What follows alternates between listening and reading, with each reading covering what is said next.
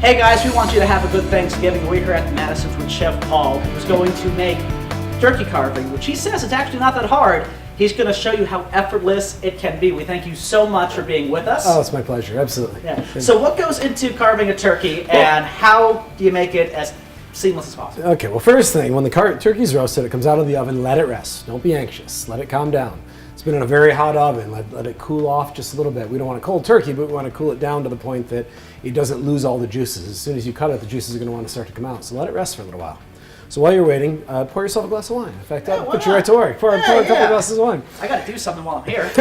And then once we start to go, I usually separate everything, take the breast off the bone, and then slice the breast is the simplest thing. So in between the drumstick and the cavity of the turkey, right in there, we just kind of slide our knife along, and this wants to just naturally open up. And you can do this on both sides.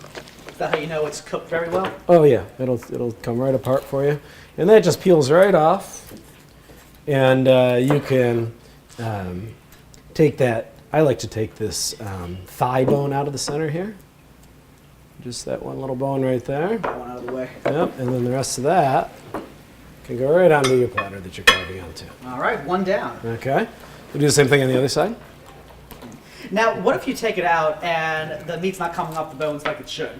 What's the best remedy for that? You can make a reservation and come to dinner.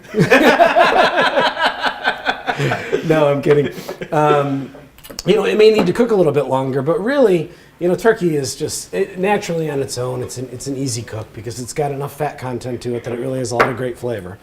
So my feeling is that when you think it's just about done, if you just poke the side of the leg, that's the thickest part and the part that's going to cook the slowest.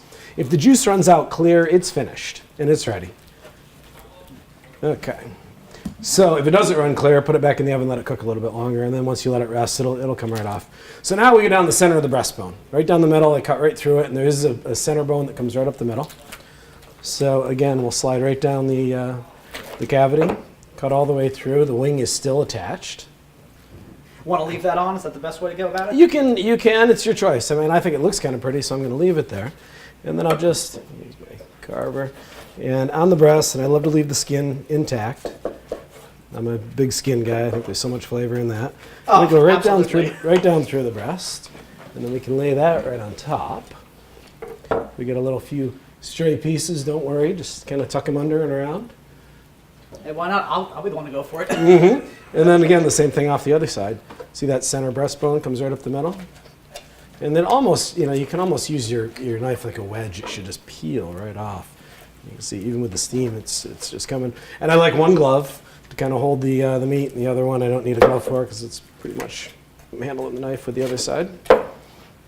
What do you guys season this with, or is that a secret? Oh no, not at all.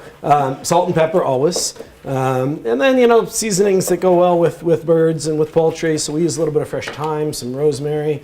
I think of that song, parsley, sage, rosemary. I was thinking the same thing. Good old Simon Garfunkel there. Yep, and so those are great flavors. I like a little garlic under there as well. And so voila, your white meat is all sliced. Your dark meat will just pull away very simply. If the kids want the drumsticks, pop the drumsticks off. And then the carcass is left, put in a pot, make a pot of soup. It's so simple. Yeah, I mean, you have the left soups, sauces too. Yeah. I mean, you can do so much with it. Sure. We'll take whatever's left, a little celery, onions, carrots, some more herbs, put it in a pot, let it simmer overnight. Strain it the next day, and awesome turkey soup. Get whatever little trimmings are left off of there can come off of the meat. And anything left from the carving, just throw in the soup at the end. Yeah, so it might take longer that first time, but you know what? Not too bad. I think I could even do that. And that's how you know. We need one more glass of wine. Yeah, so here's one for you. Here's one for you for doing such a good job. And here's one for me. And we hope for all of you at home that you have a wonderful Thanksgiving. Cheers. Happy Thanksgiving. Thanks for joining. Cheers. Happy Thanksgiving.